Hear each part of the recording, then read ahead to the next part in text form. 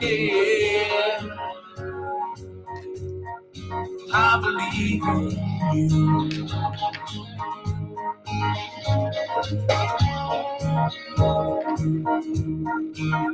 I don't believe in lucky sevens. I'm not sure about Loch Ness,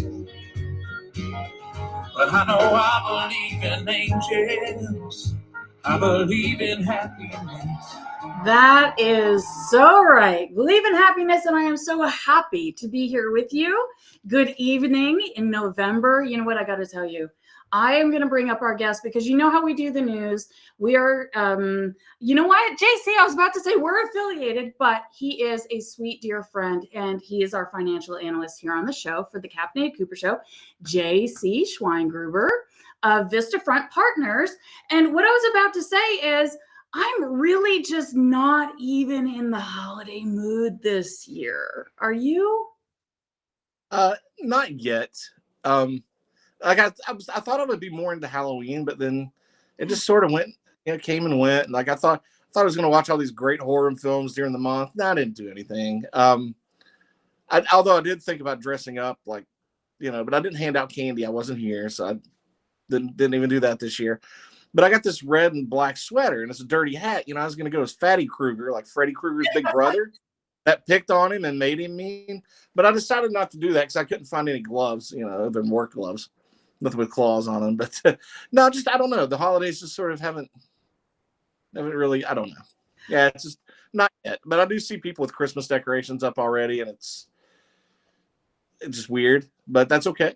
To each their own, I suppose. I understood it right after COVID. Because everybody was so down and was like depressed, was ready to move on to something happy. And I think I had my tree up in August. I don't know. Not really, but what about you? Are you seeing this around your neighborhood? People decorating already? Yeah, definitely. I think in our neighborhood, the people that come out and they like line the house with all the pretty lights and stuff, the companies that contract you, wow. They do it under contract. Yeah. They started showing up over a month ago. We have houses completely decked out for the holidays. They didn't turn it on yet, but I mean, like the lights are up, the ridges are lined in lights, they're all ready to go. And I don't know. I mean, Halloween was good. I showed you my yard decoration for Halloween. Yeah. Which, that was just going through the internet. And I think I found something on Pinterest and it worked out great. I had to figure out how to make the body though. And then I told my younger son when Halloween was over, I'm like, go get the body and disassemble it. And he's like, what? And I'm like, yeah, it's a basketball for the head and some pool noodles. And, there's like pool noodles for the feet. And then my shoes are on the bottom. So it really looked like a body. And the whole concept, if anybody hasn't seen the picture, was that it was a dead body wrapped in black plastic and baby dolls were carrying it across the yard while I had all my skeletons running away from this. And it was good. It was simple. So if you ever have like a contest in your neighborhood, you probably win Halloween, right? You have to. I get a lot of comments about it because it's not just those cobwebs and like decorate. It's last year, you remember last year, the skeletons were driving the golf cart and it was like a Day of the Dead party. So all the skeletons were dressed for the Day of the Dead and they had crashed the golf cart. So I had to figure out how to get the front wheel like up higher than the rest of the golf cart. So it looked like it crashed into the tree in my yard. And it's a lot of fun. Yeah, I enjoy it. You have to be like a amateur engineer to pull off what you do, but it's so fun. Like that's one of the cool things seeing your Halloween decorations every year. I think probably one of the coolest ones that I've seen here was driving out into a little town called Abingdon. It was out near the lake. There's some really nice houses in that area, and they go out kind of all out, and I saw somebody had put up like they had these wooden cutouts of like the Peanuts gang, and they were all painted up and looked just like the Charlie Brown group and the Great Pumpkin Patch. That is so cool. Yeah, they had like some orange backlight to it so that when it was they would light it up at night and it would just kind of look all kind of orange. Like I guess I'm colorblind, but it looked really, really cool. That does. That sounds really, really cool. Now, you were telling me a little story before we started. You've got to tell me. You said that your neighbors think you're crazy. Why they think you're crazy? Oh, they think I'm a complete idiot now. This couple days ago, it's a nice day. It's kind of a cool afternoon. I go out on the front porch, just kind of leaning against the rail, looking around, get some fresh air and some sun. And I see the one of the younger neighbors, like the house kind of across the way, but one down. And she's standing inside. They've got their Christmas decorations. She's been putting Christmas decorations up, and I guess her husband was probably around there somewhere. And I throw my hand up to him once in a while. He's a friendly guy, and I thought she was waving at me. She was inside her house, inside the the glass door. And I threw my hand up and I waved back, and I'm just kind of looking around, and then I looked back over and glanced back over. She was waving at me again. I'm like, well, okay, weird, but I wave again, and then she kind of gives me a weird look, and then anyway. I noticed her waving again. I just threw my hand up and I turned. I was like, "This is weird." I'm going back inside. So I go back inside. I kind of like glance over my shoulder and look back, and she was cleaning her window. She wasn't waving at me, and I'm like, "Okay, all right, I'm an idiot." And like the way she looked at me was like kind of funny. But I was so weird, It was one of the moments. She had to put two and two together, right? That she thought you were. I don't know if she put two and two together or not, but like I did when I was walking inside, I was like, "Oh, you idiot!" Like, just go back to work inside. But yeah, but I don't know. I hope she did. I hope they got a good laugh out of it. But they haven't waved at me since, which is weird. I haven't seen them though, but I wonder if they'll wave at me. I want to start waving really funny just to get their attention. That feeling is so awkward. I was in Costco last weekend, and this tall, really nice looking Asian man, he's standing there waving, right? And I look, I didn't see anybody. And then I look forward again, and he's waving again. I did the same thing. I'm like, "Hi, I don't know you." And then here comes his wife right behind me, and I'm like, it's just that dumbass awkward feeling. Like, yeah, the only other time I feel like more ridiculous is like when you fall running up the stairs. Like, like if you look around to make sure no one saw that. I fall going upstairs, but it happens.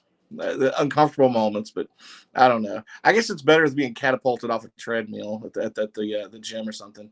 That happened the other day, and it was a younger guy. And, I saw this all happening because the treadmills in my gym, the ellipticals are behind it.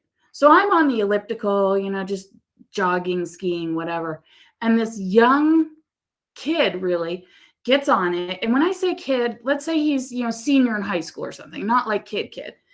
And, old enough to know better. And he's going like 100 miles an hour, and he's just bump, bump, bump, bump, bump, right?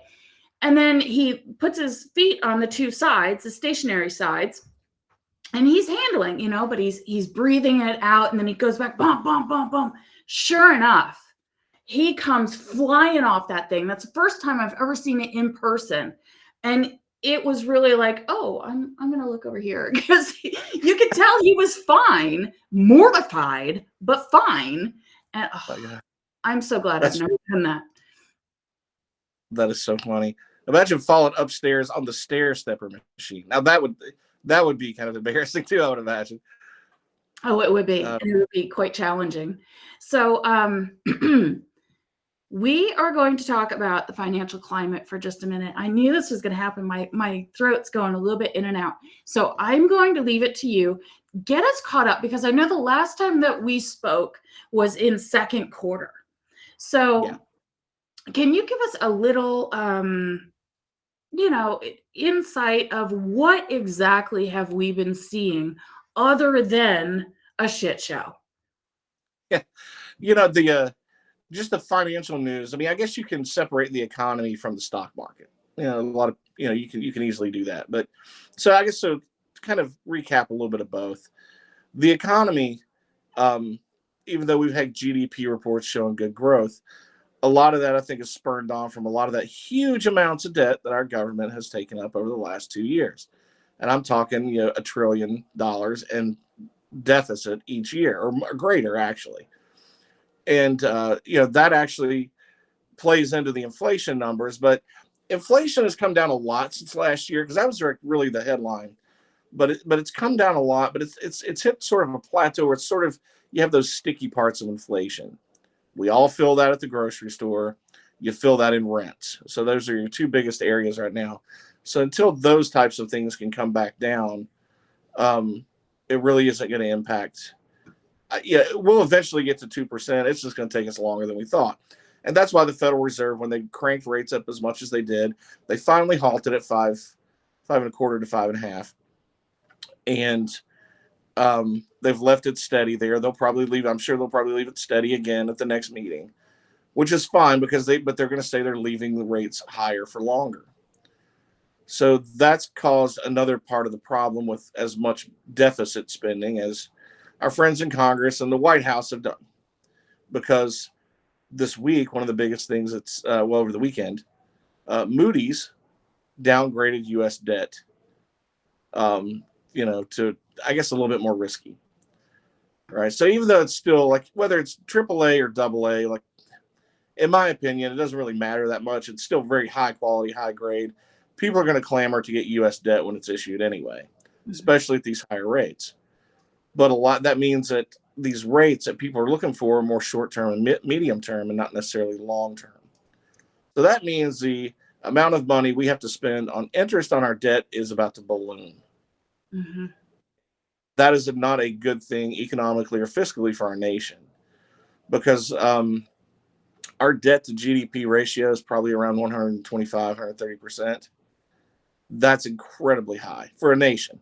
Mm-hmm. I mean, I've seen companies that have higher, but you have to have a plan to get out of that if you want to continue financing, if you're a company, a public company. Our government, on the other hand, just keeps printing money. Mm-hmm.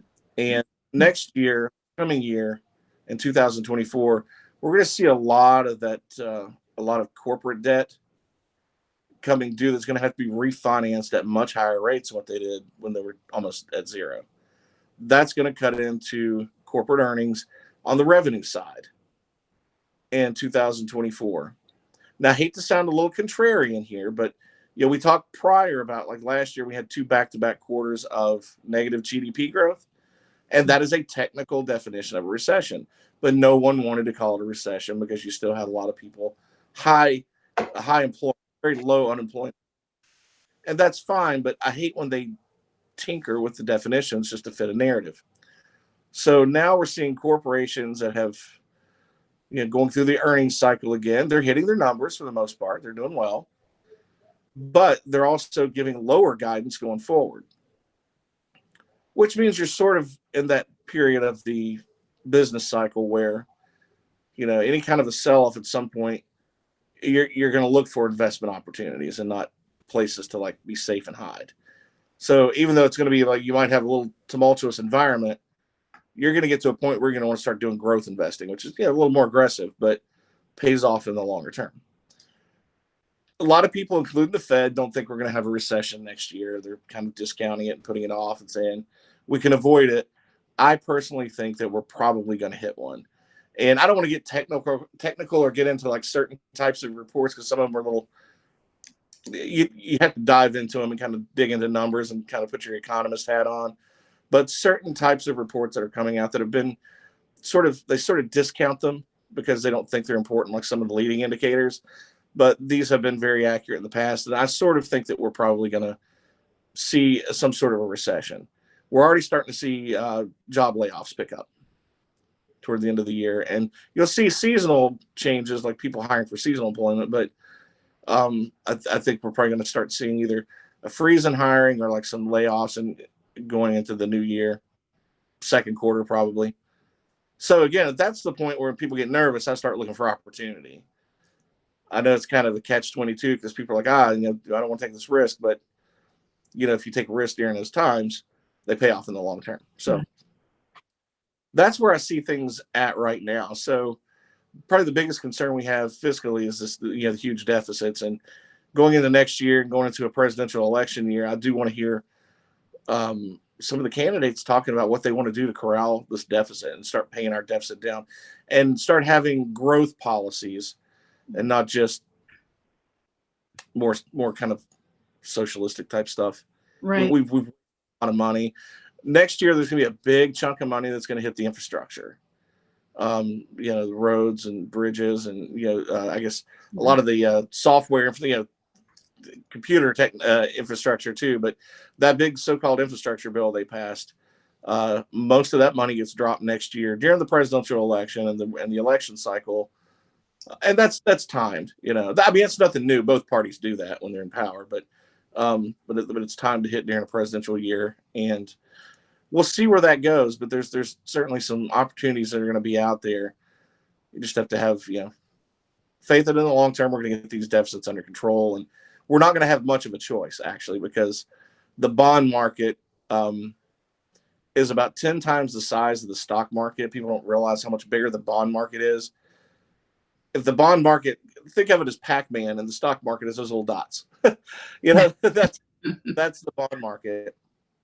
And when the bond vigilantes tell you it's time that you rein in your debt, they can certainly put a crushing blow on all government spending and debt refinance and negotiation, and that's a scary thought. But even with the Moody's and Fitch and S&P and all them sort of downgrading over the years U.S. debt, I thought there would be a bigger impact on that today when the market opened, but the market just brushed it off.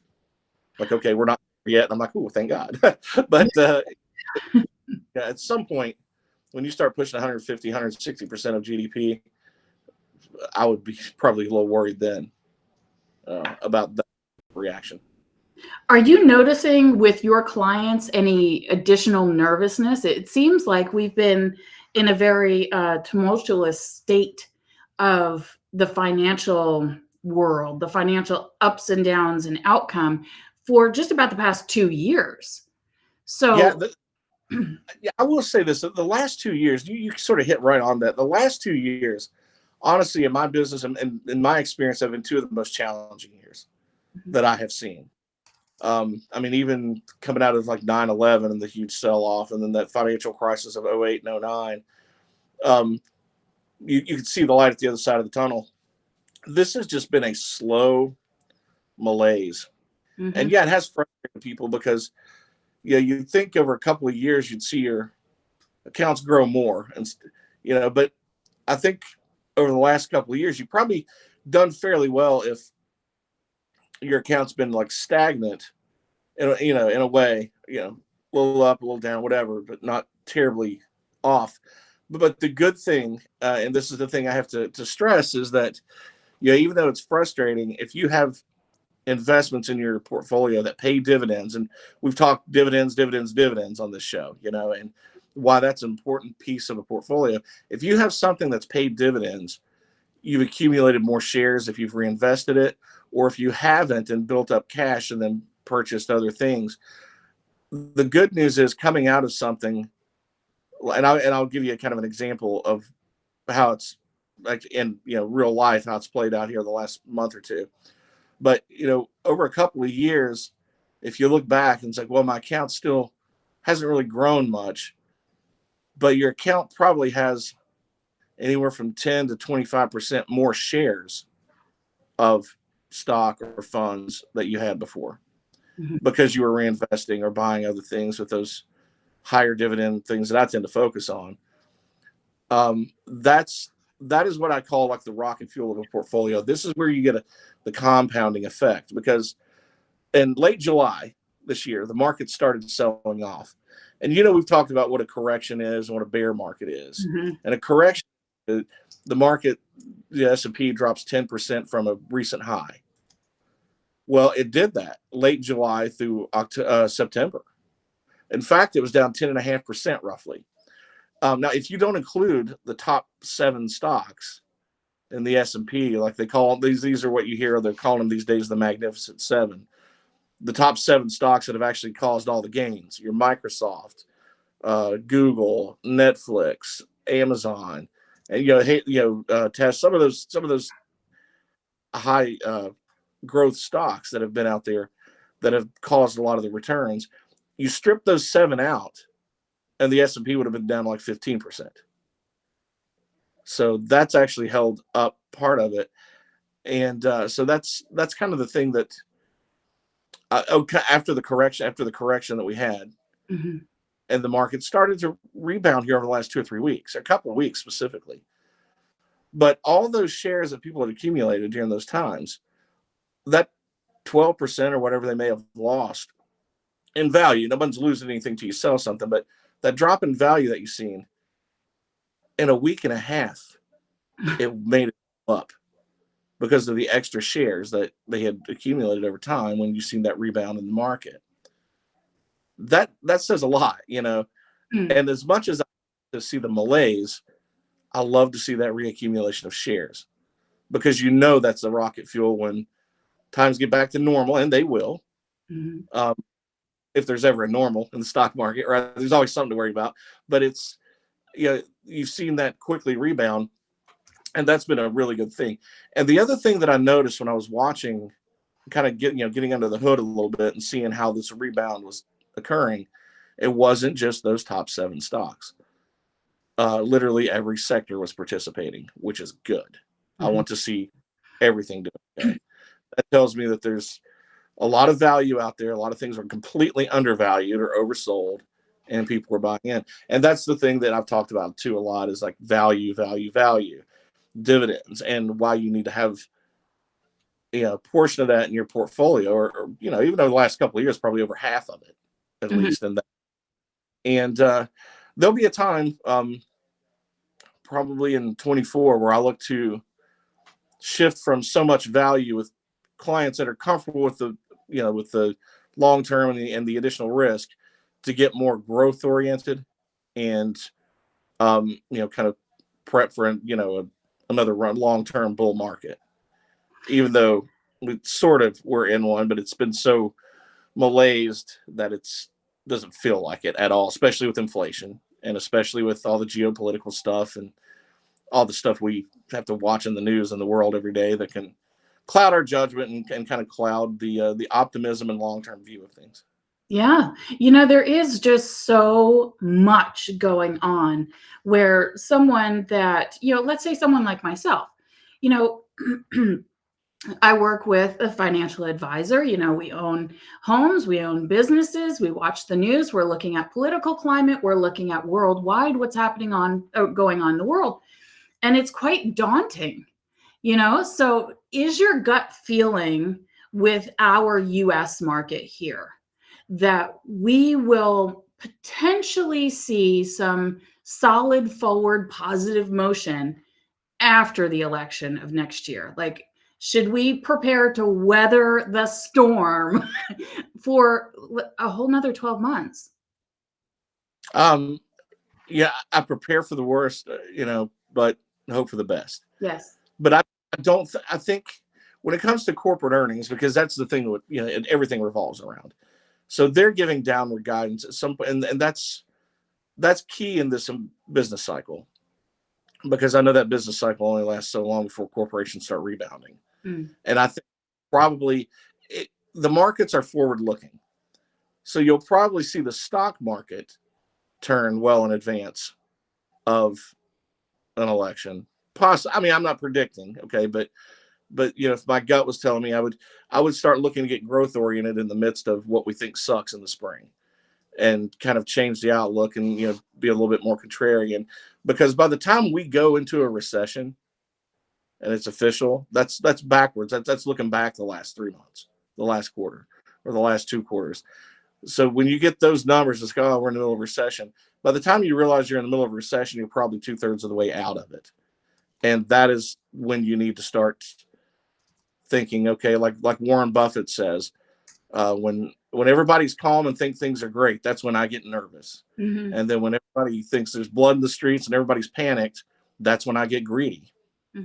And, you know, so there's going to be a time when you know, to have more cash in the portfolio and to sit on it. Because even if you put cash in right now, say you go to a bank and you're getting 4.25% on a CD, that's short term, because you want to sort of keep it liquid. If you have to get it out, you have to pay a penalty.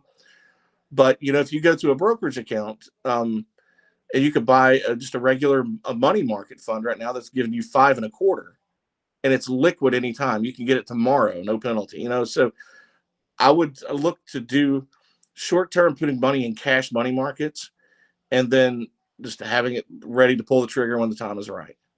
So that's one thing that I do talk to my clients about is and some I have that'll do a monthly, put money in period, regularly. Mhm. And I'll tell them like, we're not going to pull the trigger yet, or it's something we're buying like in a dividend payer that's a high dividend. We're still adding to bump up the income, and we'll get the several a lot of money each month in income. Try to stagger that out, but yeah, you can look at something like a money market right now and beat CDs easily, and there's no reason to, if you have cash, just to set on it and not, because you're losing to inflation if you don't put it somewhere that's going to give you a decent yield. That's a great view on it. Yeah, that's great. So from what I've seen on my side of it, I keep a close eye on spending. I know that you do as well.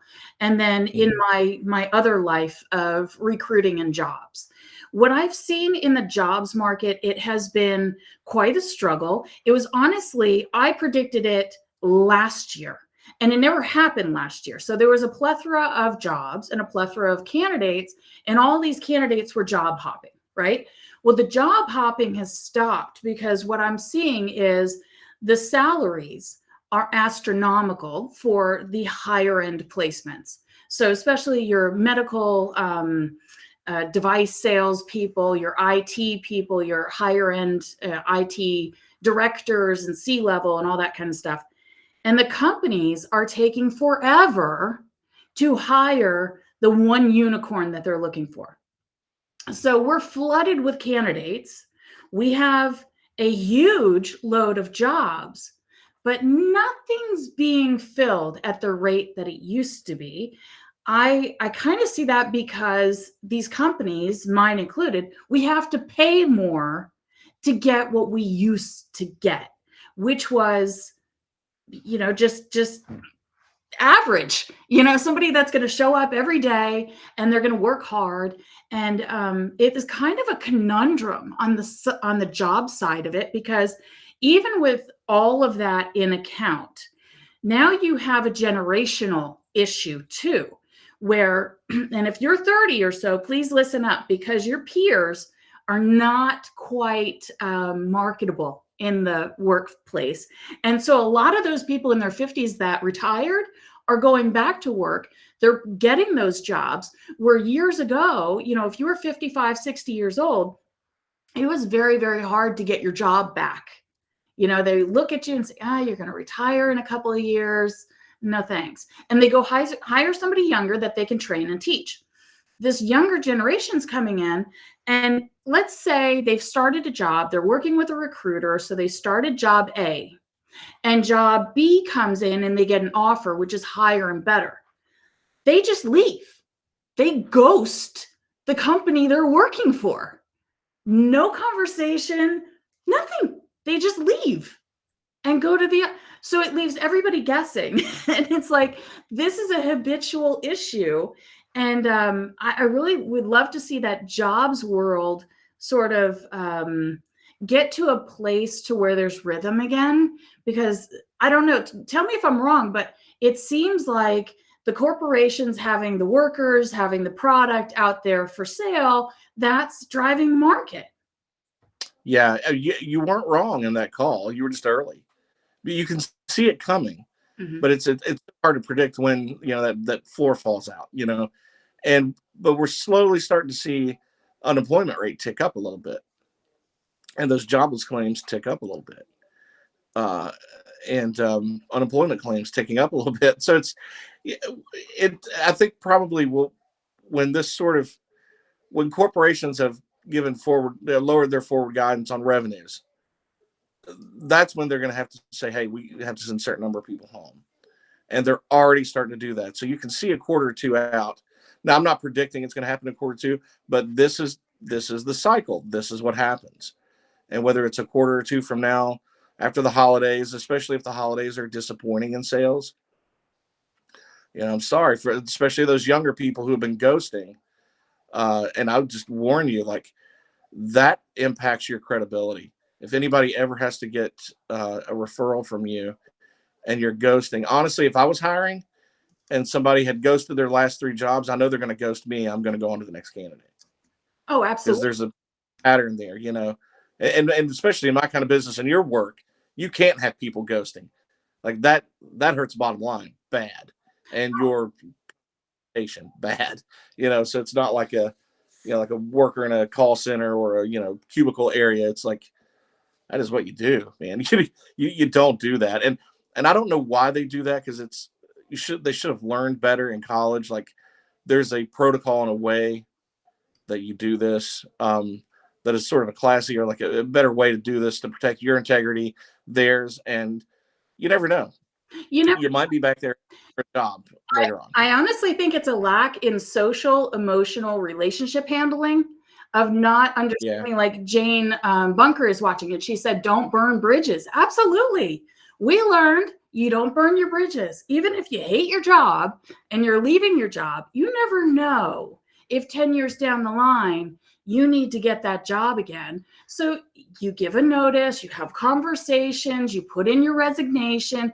There's steps to this. And it's like there's a huge social, emotional relationship disconnect with some people. But so here's what I'm seeing. Like you had said, layoffs to come, because now what we're seeing is that the jobs are starting to slow down. They usually do this time of year, right? So that's not too concerning. But if companies start laying off people, could that equate to somewhat of a market correction with the demand of how much they're having to pay people so that they can roll that back a little bit? Right. Yeah. I think that's what you're going to see. The constant uptick in salaries that we've seen, that's going to come to a halt because there's not going to have the demand for workers, so the workers going to take what's available, and at that point, we're going to have to see the economy correct, because I don't know how rents come down. Most of the time, you don't lower rents, but they will freeze for quite a while. Mm-hmm. So the economy is going to have to catch up to that, and that's when you'll see a lot of the inflation get stamped out. I mean, I hate to say it, but a tough recession, we don't worry about inflation after that. You just hope that the government doesn't pump so much money back into the system that they cause it again, which is what they did coming out of COVID. Mm-hmm. And, and there were, I'm not going to harp on the administration because there were so many people, economists on both sides of the political aisle saying, please don't do this. And, those people that were elected did it anyway. So, even, Obama's, economists were like, whoa, slow the horse down a little bit. And the same thing with even economists from back in the Bush era and of course, obviously in the Trump era too. But it's, I don't know, come down to that. They probably learned a hard lesson, but they didn't need to learn it because that lesson's been learned before. They just didn't listen to hard lessons. Mm-hmm. But going back to people that are a little younger, I want to kind of point out one thing, because in the show's past, we've had people, leave comments and they'll say, hey, I'm in a situation where I'm working and barely making ends meet. I don't have money to invest and this, that, and the other. And it's tough. I know it's tough, but especially for younger people, I wanted to kind of remind them, once you turn 18, you're an adult in the eyes of the law. So I've sort of had this issue. I knew about like why it's important for people to work on things like when it comes to estate planning documents. And you think, well, I'm 18 or 20, 25. I'm young. I'm invincible and I don't need an estate plan or anything like that. But, you're one car accident away from, if you have anything at all that you need to include in a will or a healthcare directive, financial and healthcare provider, power of attorney for something in case you're incapacitated, or as like you get older and the dementia, early onset dementia. I've seen this with people where I'm just trying to help some folks here recently that the person who had dementia did not set up a will like they had been planning on for like 4, 5, 6 years. And now they find themselves in a home and their children are trying to get power of attorney and it's like, okay, now all of a sudden you don't choose what happens to you, even your healthcare directive, if you have a do not resuscitate or something like that, or how you want people to handle your health if you're incapacitated or in an accident and cannot take care of yourself. So you just basically give the state the power mm-hmm. to decide what happens to you. Mm-hmm. So you're 18, folks. You need to start thinking about your health care and your financial and legal decisions the day you turn 18. I know you don't want to. I know it's something they don't think about, but and this is something I'm guilty of this too. I do not have a will. I will admit that. But I am going to be this spring getting one. A friend of mine's an attorney. I'm going to be working with her to, if nothing else, the books I've written, who I'm going to leave those to. That's a decision that has to be made, And I'll take it. And yeah, I got to give somebody the rights, right, to sell this, if they want to continue. So there's a lot of decisions that need to make clear. You need to make clear. So like being 18 and being an adult is like a rite of passage to determining what happens in your future.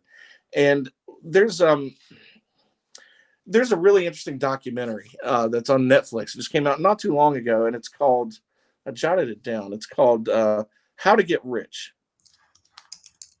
And if you haven't seen this, it's worth taking a look at, because a lot of financial professionals, they don't really reach out to young people and try to work with them because they don't have a lot of net worth, right? So they don't want to spend a lot of time with them. But a lot of young people are afraid to go and get involved in investing too, because they don't think they have anything to add. But wealth is generational. You can, if you want your wealth and whatever you do in your life to be generational, you can do that. You can be wealthy, and you can start as early as tomorrow.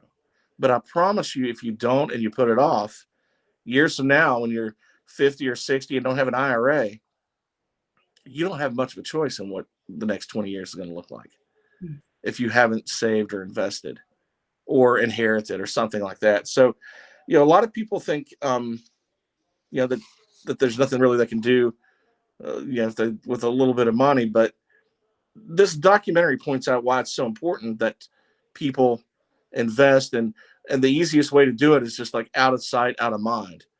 The first $50 you get out of your paycheck, you have it set up to automatically go to, whether it's an IRA or just a general investing account, whether you're buying individual stocks. Hey, if you have to buy 5 shares of something at a time, do it. Because you're not going to own 100 shares unless you start the first 5 or the first 1. You're not going to have $1,000 if you don't start with 50. And you're not going to have $100,000 if you don't start with 1,000. I mean, you have to start somewhere, and you can be generationally wealthy and pass that on. And I think the thing is, I'm kind of getting off in the weeds here a little bit, but I've read a lot about the psychology of money. And you know how when you go to the gym, some people don't go to the gym because they don't feel comfortable because they see somebody over there that's in shape and they're not. And it's like this dysmorphia they have, right? They don't feel comfortable when they compare themselves to something else, even though that may be what they're striving to get at. Mm-hmm. But they're not going to get there unless they get their ass on that treadmill, right? You know what I mean? But it's true. Me, again, guilty of sin. I can't, but the same thing when it comes to estate planning. You're not going to have an estate to plan for if you don't start saving and like out of sight, out of mind. Then you don't have to worry about it. It is so easy to have it automatically withheld so that you're not sitting there thinking, well, you're still pinching pennies maybe for a while, but about 5 years, will you be? No, because, we're too busy when it comes to money. Like, well, I can't really invest because who are we comparing ourselves against? The Kardashians for this, how rich they are. Elon Musk. Elon Musk, Bill Gates, people in the media, and in the business world, like, you can't compete with that. You're just not. No. You're not going to be Jeff Bezos. You don't own Amazon. So you're not going to have that kind of money. And that's okay. You don't need that kind of money to be happy. You don't need that money to consider yourself wealthy, because wealthy, a lot of times, if we've talked about on here, is a state of mind. Mm-hmm. And your happiness is important, and money doesn't really buy that. But the only thing money is going to buy you is some comfort when you need it, especially if you're investing down the road, or to provide comfort to your loved ones, your family, your kids. What do you want to leave for them? There's a couple of interesting statistics here. We're Americans. Do you have any idea how damn rich we are? People don't think about it. Like, oh, I have no money, but I have an $800 cell phone. Oh, I don't have any money, but my tennis shoes cost $150. Mm-hmm. I just dropped, $700 on this purse because I really wanted it. All right, we're Americans. Our standard is a little bit different. Yeah. So I found this out. article. And in the scope of the whole world, 62% of the world population lives on less than $10 a day. 85, 60%? yeah, 85%. And this was from, I think, 2 years ago, an article from 2 years ago. 85% lives on less than $30 a day.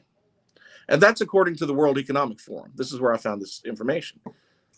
Do you know you're American? You won the lottery. Jackpot, my friend. So any half-assed excuse why you can't put $20 a month into an index fund. What's your excuse compared to these other people who are struggling and still try to manage to save? Wow. We don't really have an excuse. So stop comparing yourself to the Elon Musks and the Bill Gates and all that, and like compare yourself to where you want to be. See, because we talked about why it's important to have a vision of what you see yourself. That's the only person you're competing against is you. Mm-hmm. It's not Elon Musk. It's not the guy who's tearing ass around the indoor track and then lifting 300 pounds. It's not him. It's not that girl that fits perfectly in the spandex that every guy's looking at. It's not her. It's you. You versus you in almost everything you do. And people need to realize that. And the same thing with investing. And if you're 20 years old, so you know how I love that calculator where you can calculate how much you would have if you did this. Okay. Oh my God. Yeah. So for all you 20-year-olds, nieces and nephews that are starting their jobs and haven't set their 401ks up yet, let's just say that, and this was in that documentary too, by the way, on Netflix. He talked about this. Okay. Compounding interest or compounding dividends, right? It gives a consistent investor, as I was jotting these notes down, to grow even more modest contributions into large sums of money over long periods of time. Even if you can only invest $20 a month, that's how you get started. 20 years old, right? $20 a month. Mm-hmm. Between the ages of 20 and 67, over the course of your life as an investor, you will have put away a little more than $11,000 at $20 a month. But let's just go to that handy-dandy calculator and see how long-term methodical investing grows that money. If you earned an 8% annualized return on that investment, you'd end up with over $125,000. Now, when you retire, how much of that could you leave away for your grandkids or your children? How many cruises can you take with your friends? How many vacations can you take? Can you start these hobbies that you wanted to do that you didn't have time for when you were working full time? $125,000 comes in handy when you're that age. $20 a month. That's it. Wow. And I can remember being 20 years old and going, God, I don't have $20 a month, but I could have found it. To be honest with you, it's what, 2 drinks less than what I was going to have that weekend going out. You can find it, and I want to go back to what you said about creating, taking that $50 out of your paycheck and you never see it. Easiest way ever to save. And so we have a small company and there's a couple of our employees that we do that for. So it doesn't have to be all that complicated to do it. A lot of the employers offer it, but we do it as Christmas Club accounts. So if anybody, remembers the Christmas Club account, my mother always had one. She used, the philosophy that you have where she would put a little bit of money each month. And then by November, when it's time to go, or December, when it's time to go Christmas shopping, she had plenty of money to get gifts for all of us kids and her husband and all that kind of stuff. All you have to do is ask sometimes, and that can be done. Yeah. And our guys love it. It's not hard. You don't miss what you don't know that you have. Exactly. And if you're putting it into an IRA or like a 401k, for example, that money is pre-tax. Mm-hmm. When I was at a corporation working in a brokerage firm, I would withhold, I think at one point I was withholding like 5% out of each paycheck to go into my 401k. And they would match me up to 3%, which was awesome. As long as I did 3, I got a 3% match. So I was doing 5, and I would look at my paycheck and I thought, okay, I'm going to ramp it up to 6 next week. And there was like 13 cents difference because it was pre-tax. I literally went up to like 8% before I noticed a $20 difference. Mm. That's a lot. I mean, it's pre-tax. Don't look a gift horse in the mouth. You know, out of sight, out of mind. Did I miss that extra $20? Not really. Mm. If I'd have had it, you know where I spent it? Sunset Pub. That's probably where I spent it. You know, Exactly. or somewhere out, you know, for lunch, somewhere a little nicer than, you know, the Mediterranean place. So But you have a couple of slides here. Do you want to go over some of them? yeah, I do. Couple things. I wanted to do like a year-end financial checklist for everybody, but first let's do this IRA contribution limit because they're changing in 2024, and people need to be aware of what those changes are. So for 2023, the maximum amount you can put into your IRA is $6,500, unless you're 50 or over, or over 50. If you're over 50, you have $1,000 catch-up contribution, so you can do 7,500, right? For 2024, that amount changes. If you're under 50, you can do 7,000 this year. And then over 50, you can do that extra $1,000 catch up, so 8,000. So that's changing a little bit. So here at the year end, if you haven't made your contribution to your 2023 contributions, it's a good time to do it here at the year end. Again, get it out of sight, out of mind. Go ahead and max that out if you can. If you can't, you still have up until April 15th where you can make prior year contributions. But just make sure when you're doing your taxes, you wait to do your taxes so that you can account for all that. Because there's nothing like doing your taxes, making a contribution, going back to amend your taxes. So don't do that if you don't have to do that. I did that one year, and it was a pain in the butt. So, but next year it's 7,000. So keep that in mind. And I've had some people, they're married or single. They're like, can I contribute to an IRA? Are those limits changing? And they are. So if you want to put money into a Roth IRA, if you're filing single or head of household, you want to look at the slide there. The phase out for this year is between 138 and 153,000. So you can, depending on how much you can put in, if you're over 138,000, you can't put the full amount in, and it phases out up to 153. Next year, that changes to the bump up is to between 146,000 and 161,000. So more people are going to be eligible to put money into a Roth IRA. And if you can afford that, of course, the difference between a traditional and a Roth, the traditional, you can most likely take the tax deduction. With a Roth IRA, you don't take the tax deduction, but when you take it out, when you retire, it comes out tax-free. That's a lot of money. Yeah, that's a lot of tax-free growth over time. So I prefer a Roth if you can qualify for it, and most people do. If you're married filing jointly, the phase out is between 218 and 228,000 for this year. Next year that goes up between 230 and 240,000. So if you have any questions about that, or if it slips your mind, make sure you ask your accountant about it. You can easily do a Google search and find these things too. Or if you want a copy of this slide, my email's on there. You can just drop me an email and I'll send it to you. And that way you'll have that. You can just print it off and keep it there for reference. But yeah, so that's a good thing to keep in mind. A lot of people forget what those contribution limits are from year to year. Wow. So what's the reason for the increase of being able to put in 7,000 for next year? Like, what's the reason?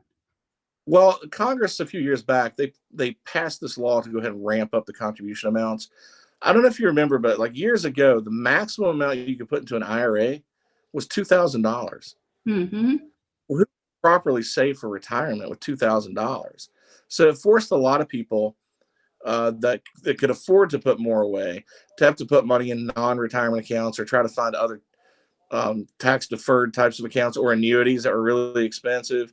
And they didn't want to do that. So they'd have to put money in and then have to pay capital gains and income taxes on those things. And it was grossly unfair. If you want anybody to prepare properly for retirement, that $2,000 limit should, to me, I think it should go up to about 20.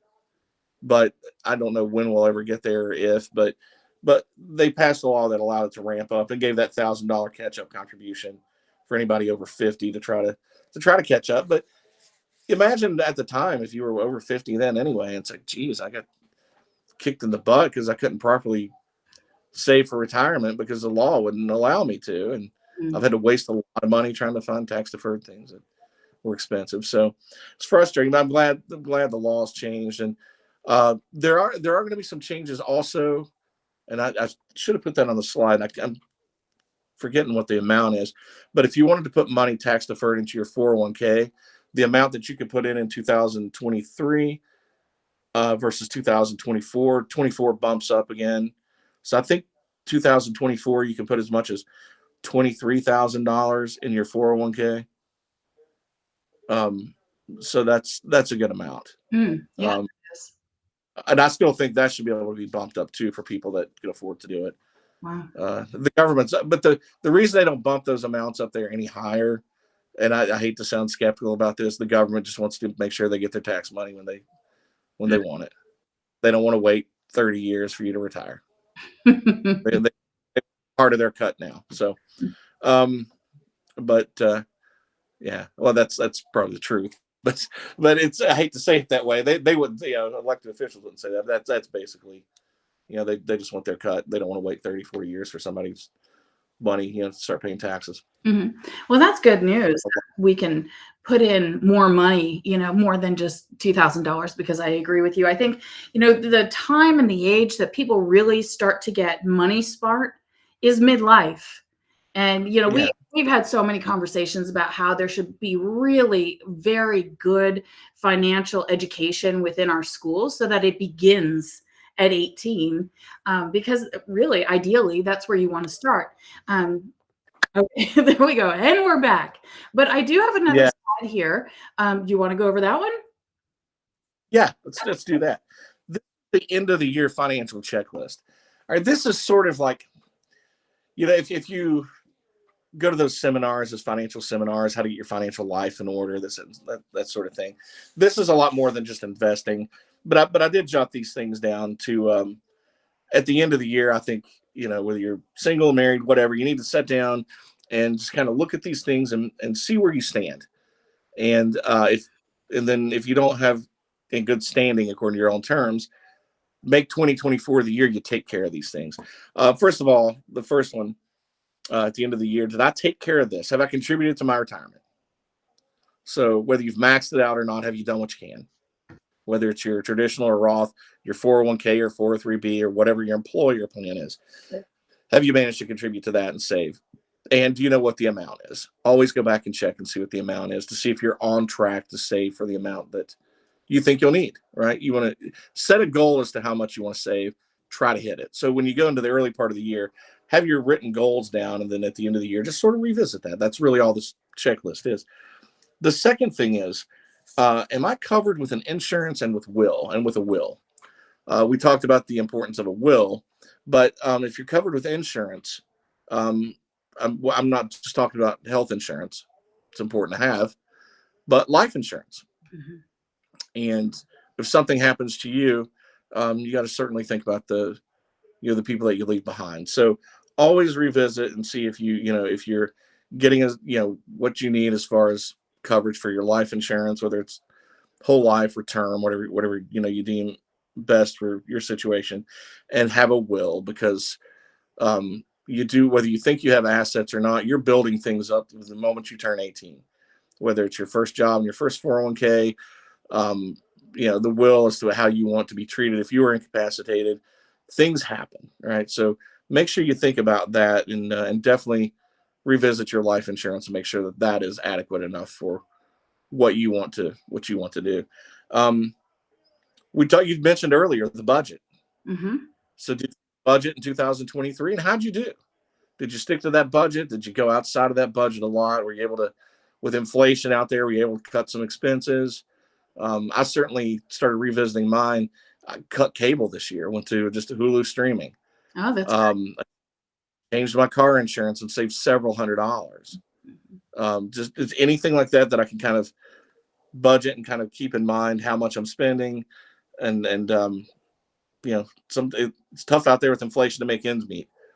So am I going out to eat too much versus grocery shopping? It's kind of these days it's about the same. It seems like, feels like, but those types of things. So make sure that if you haven't budgeted, just do a quick Google search on how to properly do a family budget, and you'll come up with some really good ideas.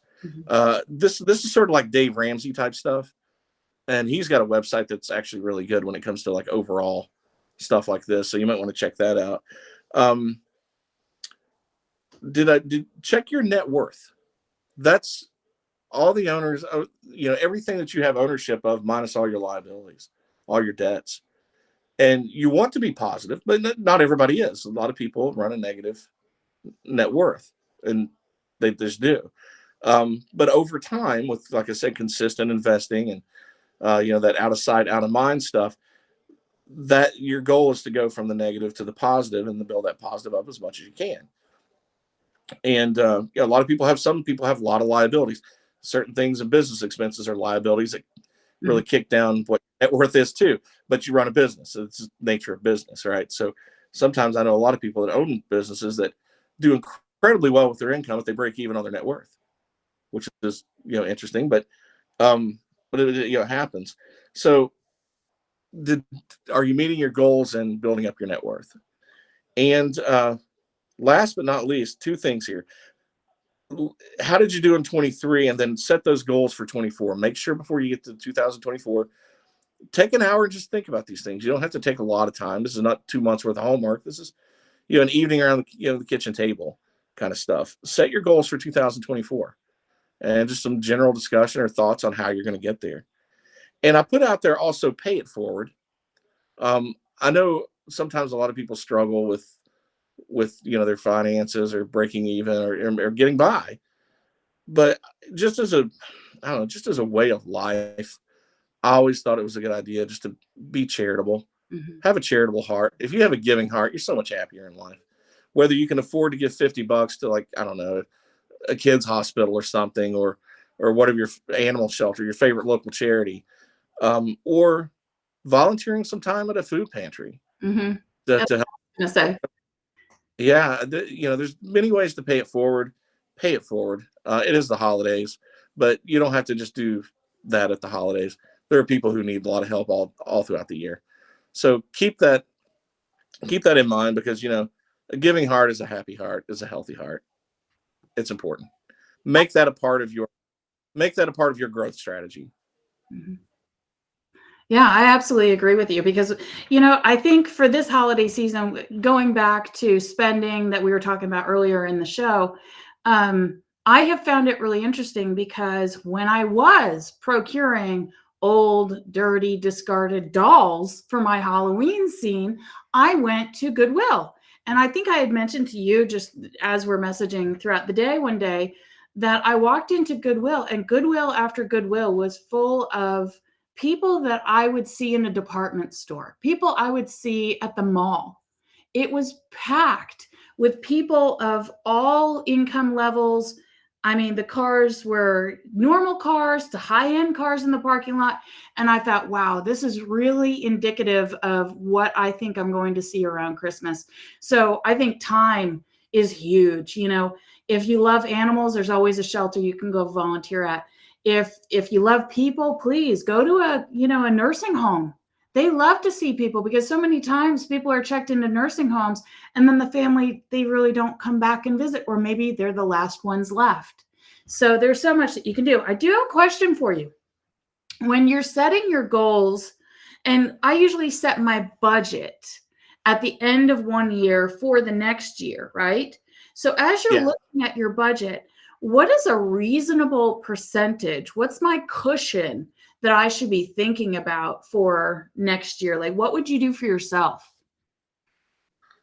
Just as far as like building an extra cushion in case things get a lot of control. Yeah. Same thing I would do with my business, about 10%.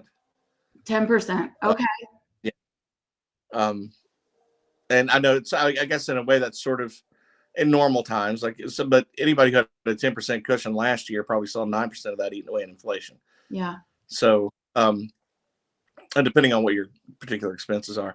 But yeah, I guess 10% is probably a good rule to live by. But yeah, so if you can afford to do that, yeah, definitely have a little 10% cushion there. And if you don't need it at the end of the year, then I mean, pay yourself a Christmas bonus. Pay yourself.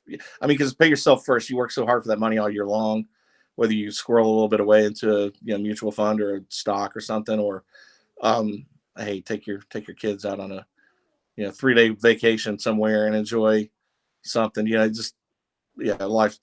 Life's precious. So I do like the suggestion you had about nursing homes.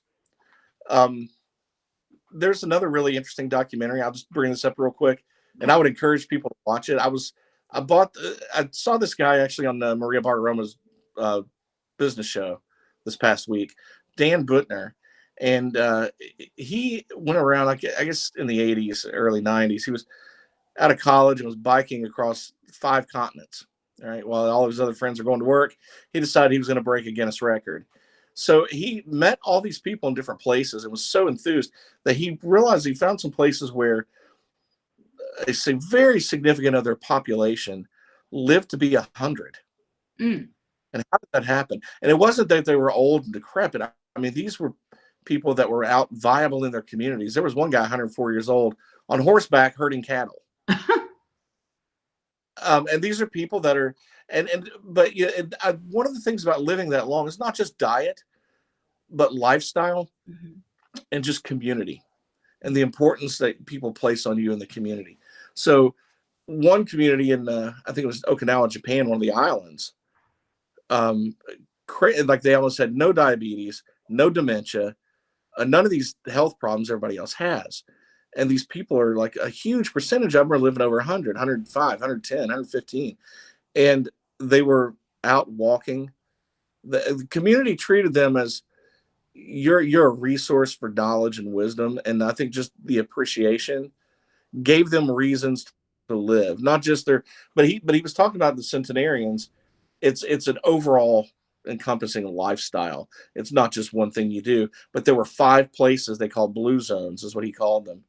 5 blue zones that he spotted, and he went and researched. And now if you look on Netflix, if you just type in blue zones to do your search, it's called Living to 100, Life in the Blue Zones. And it was fascinating to watch that. So yeah, if you want to volunteer at a nursing home, man, just go let those people know that they're appreciated. I was talking the other day, I think it was to my sister, about our grandmother that passed away. She lived to be, I want to say 93. Wow. Yeah, and she was a salty thing. She would still go to these senior citizen centers all the time. She'd wait on the bus, little senior citizen bus, to pick her up, and she would ride over there. And she would get back and she would talk to us about all these old people there, crotchety old people. She was the oldest one. Like, she was the oldest one. My little Granny Pruitt got around more than me and my sister did in our teen years. It was crazy. But it was awesome. And I really miss I tried to have several conversations with her when I got old enough to be really interested in, like, what was the Depression like? Or what was this like? But she didn't really talk much about it. But she probably felt valued. And that was one of the things that just gave her a reason to be around. She ate horribly. She'd have like a plate of bacon for breakfast every day. So it wasn't her diet that kept her going. But no, it was a fascinating documentary, folks. So watch that. And then in the concept of thinking about being wealthy and rich, especially here in America, which we are, that gives you a new concept of what wealthy and rich is, because just that kind of life doesn't take $10 million. You don't have to be Elon Musk. That's right. You just have to be you. And that generational wealth, again, like I told people, that can start tomorrow if you're ready. Absolutely. And I mean, to your point there, I know that there's a lot of people, especially younger people, that are struggling with patriotism of this country. And I'll tell you what, the biggest patriots of this country are the ones that have left this country, have lived in other countries, or have gotten sick in other countries to realize what we have here. And there are so many countries that we go and visit as tourists that are beautiful. They're wonderful resort places. But I'll tell you what, you get sick there and you'll realize what third world medicine is. And we have the best of the best here, and we've got to care for it. Yeah. And, like I said, you see people complaining about wanting socialism, wanting communism, and it's a great concept. Then you have to explain to me why it's never worked anywhere else on the planet. That's right. Capitalism, folks, but it's the best thing that's out there, because when you're complaining about your horrible life with a $1,000 cell phone and $200 sneakers, drinking your Starbucks coffee at a rally where you hate America, I don't know what. If you can't find a little love in your heart for this place, the people around here, I don't know what's wrong with you. I really don't. And it kind of makes me chuckle, because when you look at capitalism and people are against that, let's go for this socialized idea and that socialized idea. Well, guess what? They want to make banners, they want to make T-shirts, they want to push their narrative, which you can, because we have freedom of speech here like no other country does. And what is it to put that slogan on a T-shirt and sell that? What is Capital. And I'm just like, duh. I mean, yeah. And, like you said, financial literacy and economic literacy needs to be taught. Thankfully, we got some good news on that front too. Right now in 7 states require that in high school before you graduate. yes. And where my office is in Kentucky, which is in Frankfort, Kentucky, which is the state capital, Kentucky now requires that as well. That's fantastic. So, my business partner, I don't know if he's watching, but a shout out to him. He actually goes into high schools every semester and teaches a financial literacy class or economic education.